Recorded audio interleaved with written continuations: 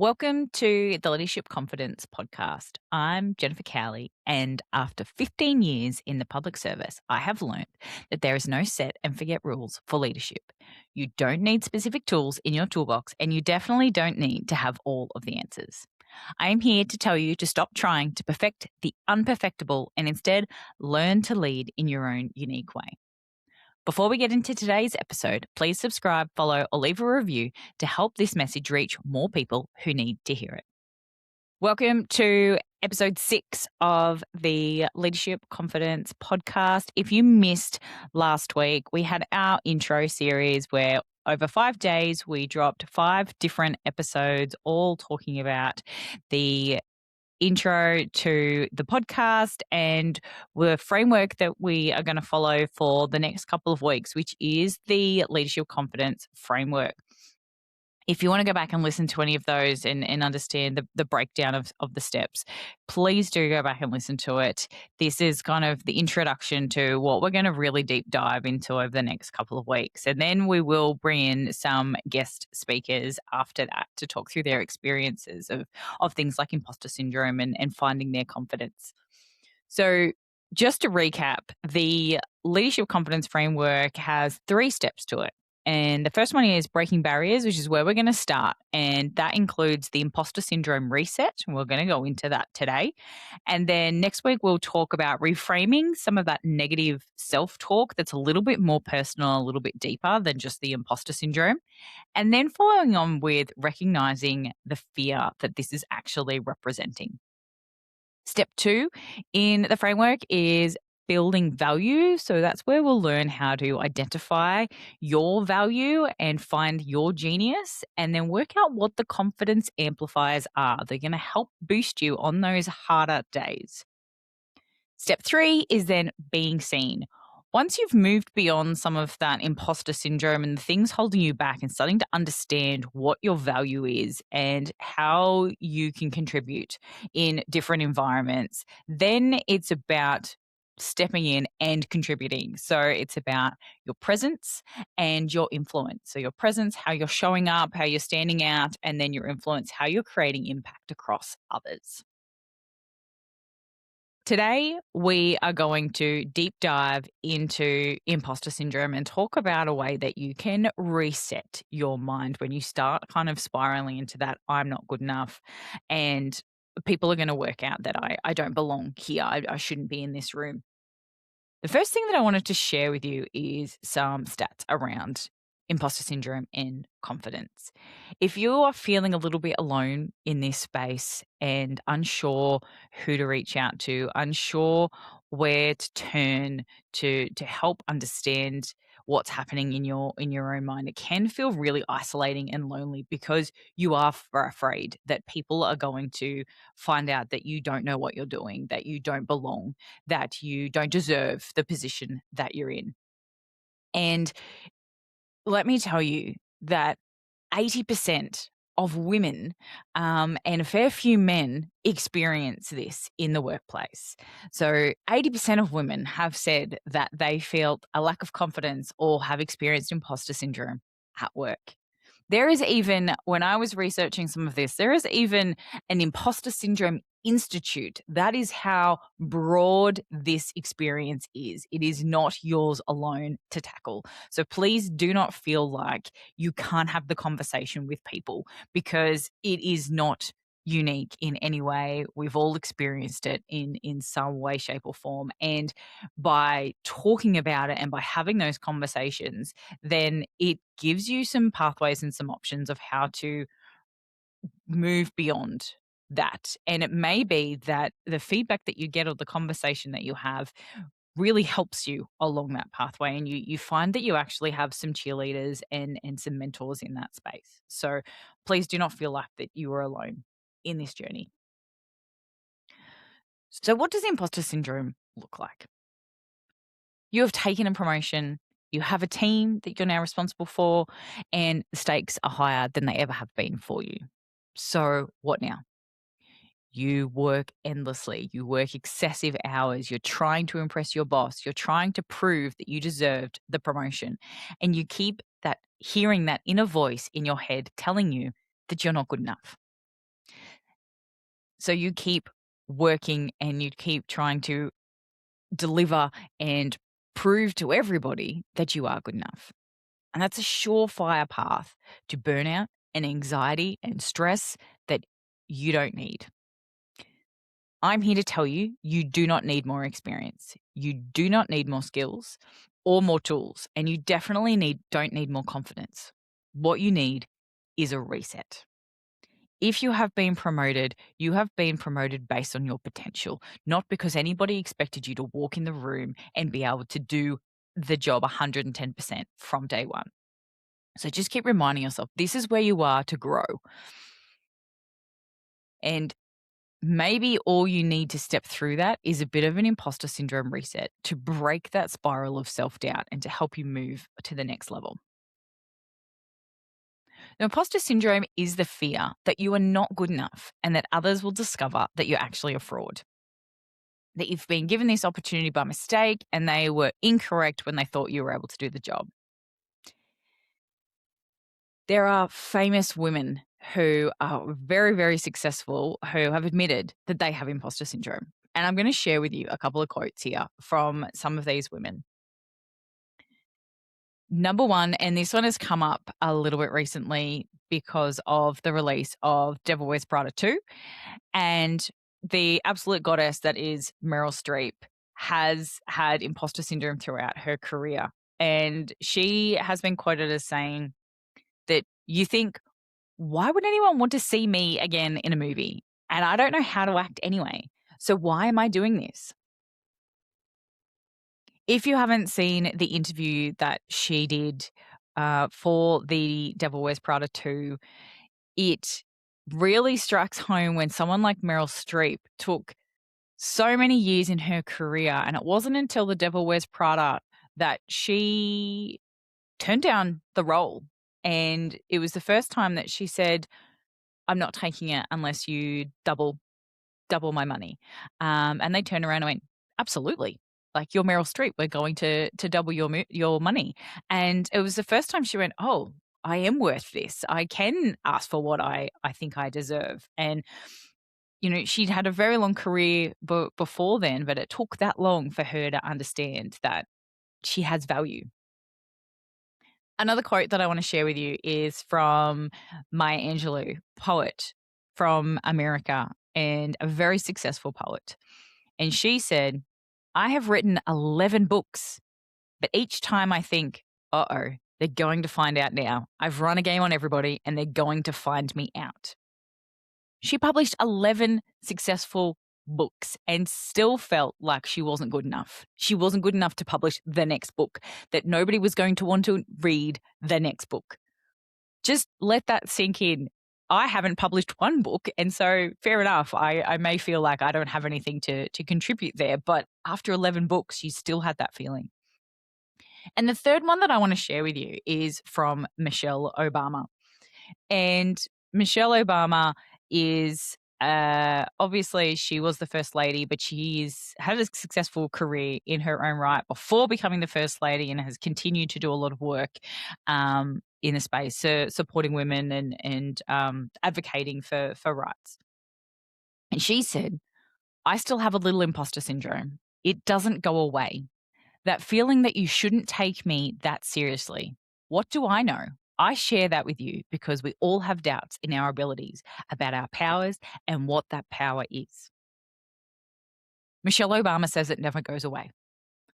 So I'm not here to tell you that you can solve all of this and you can move beyond it. But it's about how do you set things in place so that you can continue to show up and stand out by moving beyond the thing that's keeping you stuck or that's keeping you in that constant cycle of trying to prove yourself.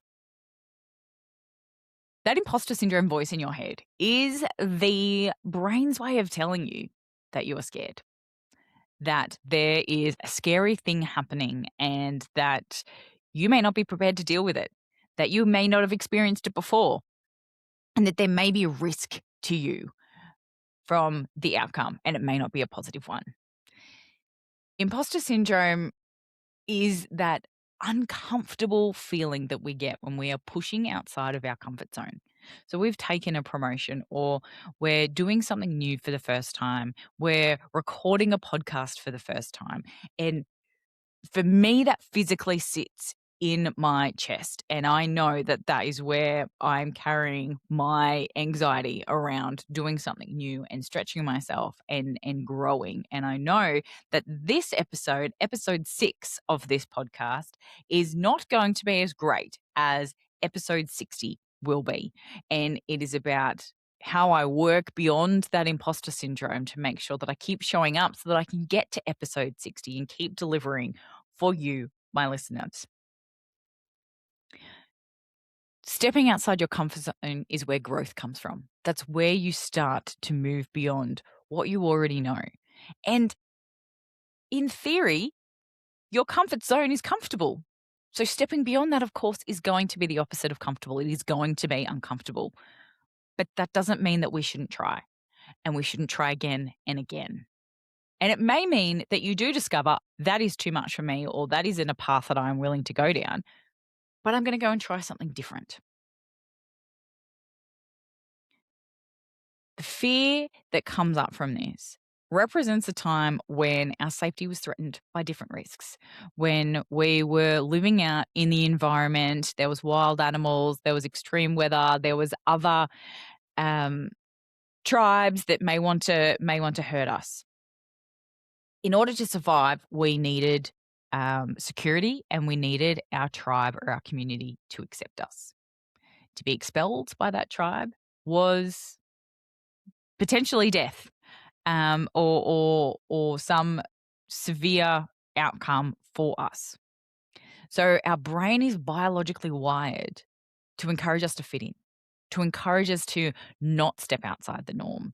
We want our tribe to accept us. We don't want to be ostracized, and we don't want to be in a space that means that we may be at risk. But in the 21st century, there are so many positive reasons to step outside that comfort zone. And we have so many tribes, and our tribes have matured, and our emotional intelligence has matured, that we're not going to necessarily kick people out of our tribes just because of one incident, or because they push the boundaries, or they're looking to grow and develop themselves. Some tribes may do that, but there will be others willing to accept you. There's also no wild animals that are going to harm you, or extreme weather that's going to harm you if you step out of your comfort zone in the workplace. When I was researching imposter syndrome, what kept coming up was the 5 different types of imposter syndrome. There is the perfectionist, who focuses heavily on how something is done, setting very, very unachievable goals for themselves, and wanting to make sure that they're always doing the utmost to get the best outcome.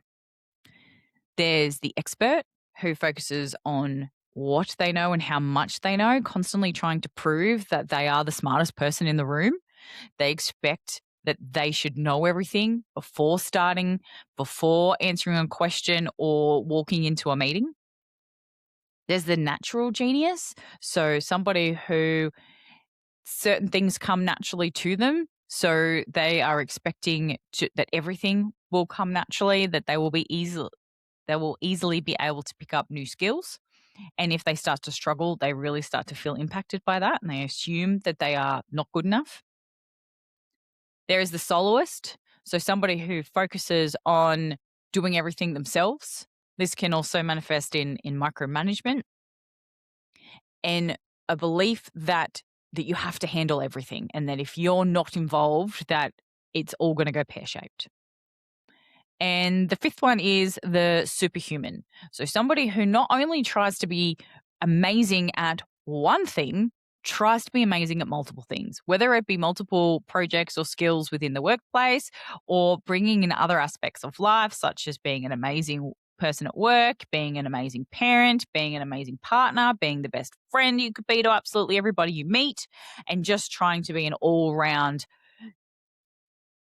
person that is the best at for everybody that they interact with. So the reality of imposter syndrome is that there's a negative thought pattern or anxiety that is telling you that you're not good enough and that others are going to discover that you're a fraud. This can manifest in things like procrastination, withdrawal, perfectionism, as we talked about before, people pleasing, anxiety, panic attacks in extreme cases. It may mean that you hold yourself back, you stop volunteering for the next opportunity, you start turning down promotions, you keep your ideas and your opinions to yourself because they're not good enough anyway. You may even accept unprofessional behavior towards you, such as bullying or undermining, to occur because you're unable to stand up for yourself or the others around you and you believe that you deserve it. For some, that voice can be a constant companion that narrates your day as you go about it. And it can be always on, relentless, and just full of unconstructive criticism. Others, it could be a sporadic, random thing that strikes depending on the situation or where you're at or the mood, how tired you are, and you allow that to creep in a little bit more easily than you do at other times. For me, I experience it in a cycle, and I go through ups and downs depending on what I'm experiencing at the time, what happens to be happening in my personal life, what's happening in my business, what's happening in the workplace, and how I feel like I can tackle all of those things at once. If there is too much going on across all of those areas, then I can become very overwhelmed and I feel like I'm not good at any of them. Um, I am I like to say that I am the imperfect perfectionist, and perfectionism is something that I am constantly trying to stop. And I can also then lead into procrastination. So if I can't get it perfect, then I may procrastinate on starting.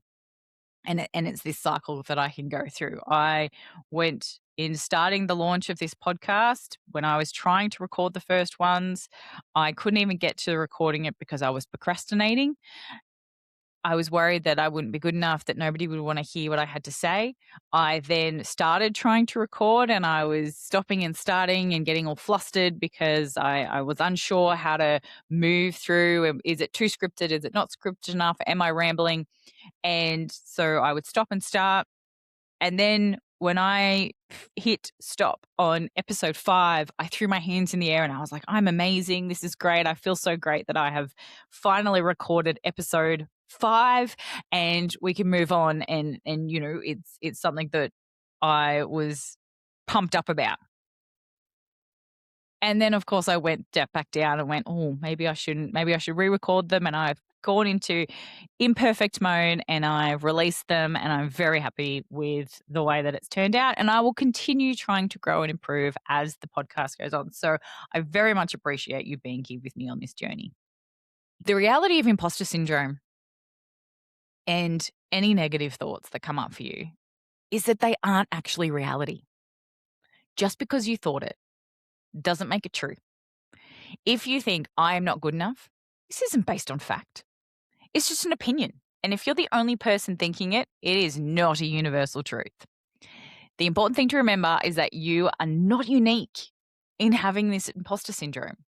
It's how you manage it that matters. Remember, there are so many other women that are experiencing this and other people in the workplace, regardless of gender, that are experiencing this. It's how you manage it for you that matters. So how do we manage it? My recommendation of how to manage imposter syndrome is to have a script or a little bit of a reset that you can flick to whenever this comes up for you.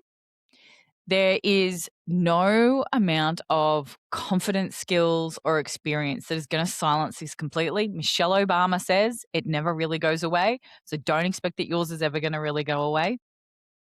The likelihood is that every time you step into something new, a new promotion, a new opportunity, tackle a new project, it is going to come up again. And so having this script and this reset that you're able to pull back out and work through again is going to help you move beyond it. Instead of hiding under your bed covers and never leaving your house again, you need to understand the fundamental steps to quieten the noise. Remember, of all the things happening around you that is causing the imposter syndrome, the one thing you have control over is you. You may not have control over how other people are reacting or how the situation is being shaped, but you have control over you and you have control over your thoughts. So let's get into the reset. This is the 3 R's. Save these 3 R's for the next time your imposter syndrome gets really loud. Number 1 is reflect. Sit and take a breath. A lot of the time when these thoughts pop into your head, it gets very uncomfortable and you just want to push them away. You want the feeling to stop. And so a lot of the time what we will do is we'll move ourselves back out of that situation. We'll step back into our comfort zone. Especially if you don't have the energy to deal with that self-doubt. You've got so much else going on. We're mums, we're wives, we're partners, we're doing things in our social life. We've got so many things that we're trying to fill the buckets of. And when the imposter syndrome comes along, we often don't have the opportunity to focus on it because we're still trying to juggle all of those other buckets. So take 5 minutes for yourself and don't try and push it away. Instead, let's sit with that uncomfortableness and move through it so that it does dissipate itself as quickly as possible. Acknowledge the thought. Acknowledge that imposter syndrome. Acknowledge what it's telling you. I'm not good enough. Acknowledge that. Recognize that it is telling you that you're doing something scary. Recognize that this is a new situation for you and that your brain is trying to protect you. And just sit with that.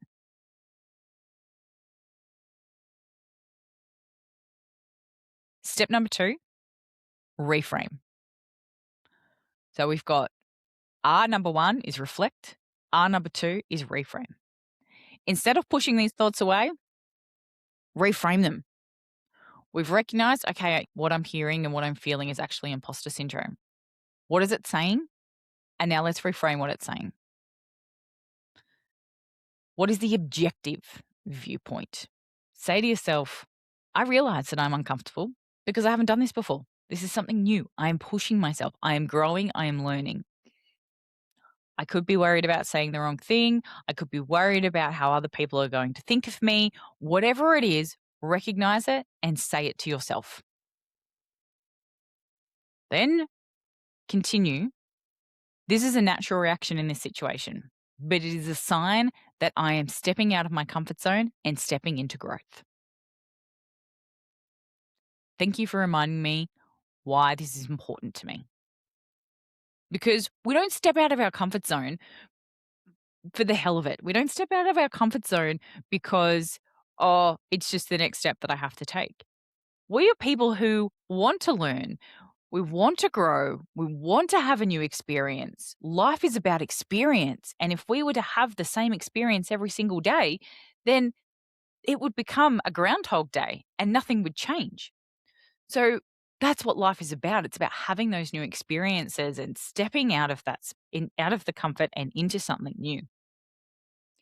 They say that the older we get, the shorter the years are because we actually judge time based on new experiences. And when we're young, every single day, everything is new. And so the older we get, there's less new things for us to experience in the world. So we want to be experiencing those things so that time doesn't just fly by and our life doesn't just fly by. So lean into those new experiences, lean into the uncomfortableness and recognize I'm growing. Make that reframe personal to your situation. Talk about what it is. I know that I am uncomfortable going into this meeting, or I know that I am uncomfortable putting my hand up to be the person that says this or that takes on this project, but I'm going to do it anyway. Uncomfortable is not bad. It is just a sign of growth. It is a sign that you are taking a step in a new direction. So we've reflected on it. We've reframed it into a little bit more of a positive thing when it comes to actual growth. The third R is react. You're going to do the thing. You are going to do something. It doesn't need to be a grand gesture. It doesn't mean to be that I am uncomfortable speaking up in meetings, so I'm going to put my hand up to MC the next whole of organization event that we have. It is about taking that small next step. It's not about showing up or proving anything to those around you at this point. It is about just taking the next small step for yourself to prove to you that it was scary, you did it, and you moved past it, and nothing terrible happened. So, a couple of suggestions on this. If you are a perfectionist, create yourself a strict 2-draft rule before you move that on. Whether it be you need to send it on to your boss for approval or them to review, just do it twice. Send it on, get their feedback, and then adjust. If you are having trouble speaking up in meetings and you want to be able to contribute more in those meetings, set yourself a plan to just say something within the first 5 or 10 minutes of that meeting. What happens is we get ourselves caught in a little bit of a, I have to say something, I have to say something, I have to say something. It needs to be perfect. I don't know what to say. I'll wait for the perfect time. And then the meeting's about to end and you haven't said anything and you're in this real panic mode. And so anything that comes out of your mouth at that point is you're going to fumble anyway. You're going to kind of be nervous and not sure how to frame it in a way that is going to make a positive impact. So instead of trying to come up with the most intelligent response that you could ever have possibly thought of, in the first 5 or 10 minutes, say something. It doesn't have to be profound. It can just be, I agree with Jen's point. I'd like to hear more, or I'd like to work more on that with you. You haven't added any value in that spot other than supporting that person on their point. But it's broken that silence for you. It's made you take that first little tiny step so that if you do have something to add a little bit further on, then you are already in a space of, oh, I can do this because I've already done it once. And then if you don't add anything else, if you don't have anything else to add into the rest of the meeting, you've already done something. You've already made your presence known. So it's not the end of the world if you didn't have anything else to add.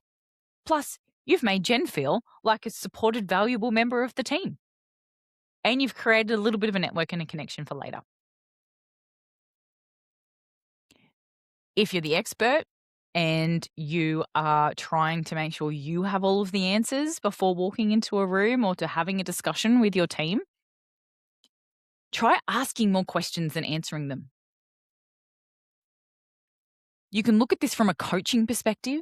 So in coaching, it's not about sharing your expertise and your knowledge. It's about taking the other person's point of view and supporting them on the path to come up with their own next steps, to come up with their own way forward. And this is something that that challenges me, but I really, really enjoy it at the same time because supporting other people is what fills my cup. And I have to step out of, I've done it this way, you should do it this way too, and more into what's going to work for you. What is something that you can bring? How would you like to see this? What are the options that you have available to you? So try asking more questions rather than just providing all of the answers because there is nothing wrong with asking questions. A couple of other suggestions.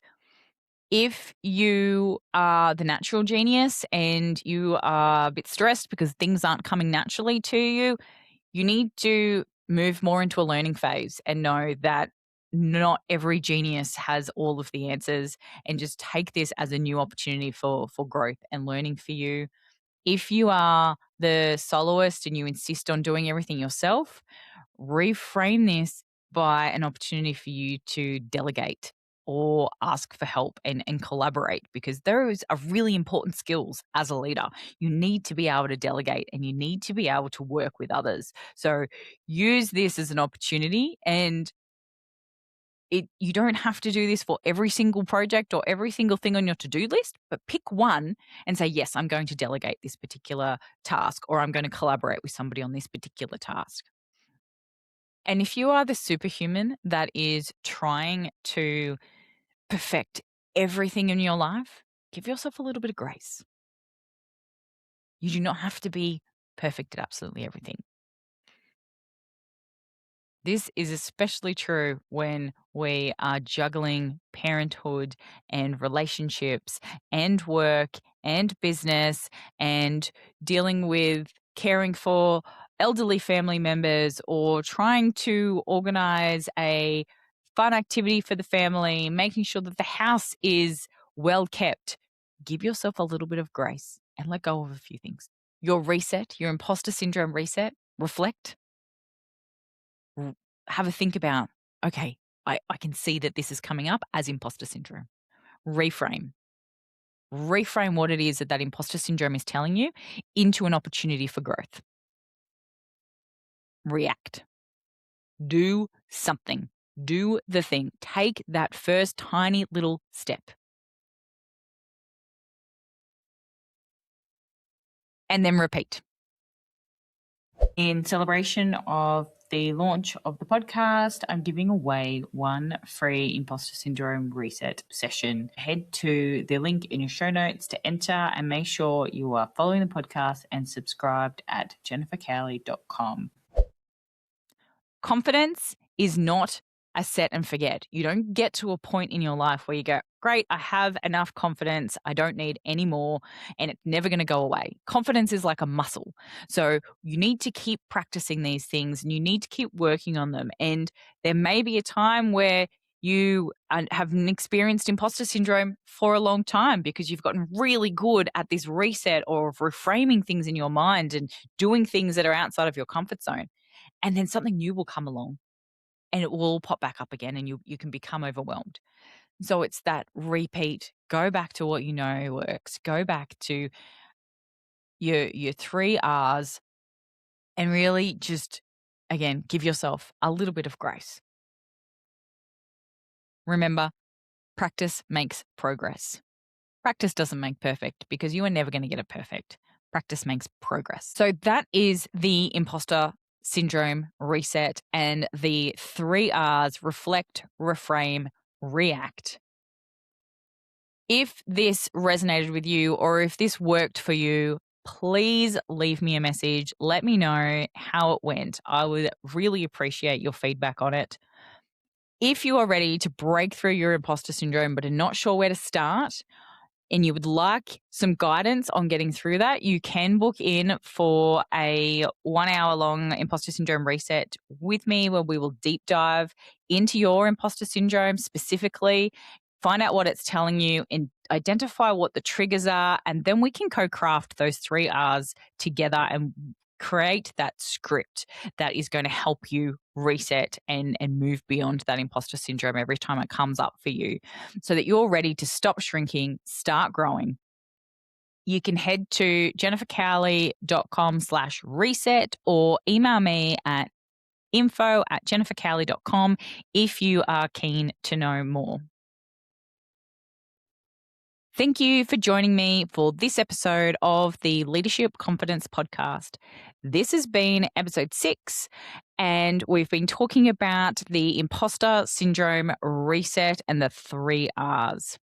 Make sure you share this episode with someone who may need to hear it. You can connect with me, Jennifer Cowley, at the links in your show notes or head to jennifercowley.com to learn more about how you can work with me. Remember, being you is your superpower. If you are looking for a unique suit or blazer that is comfortable, easy to wear, and confidence affirming, check out Peak Women. The blazers have an affirmation hidden in the inside, acting as your secret cheerleader as you go about your day. Plus, they have pockets you can actually use inside and out. Check out the latest collection at Peak Women. That's PEAK women.com.au and use code podcast for a special listener discount.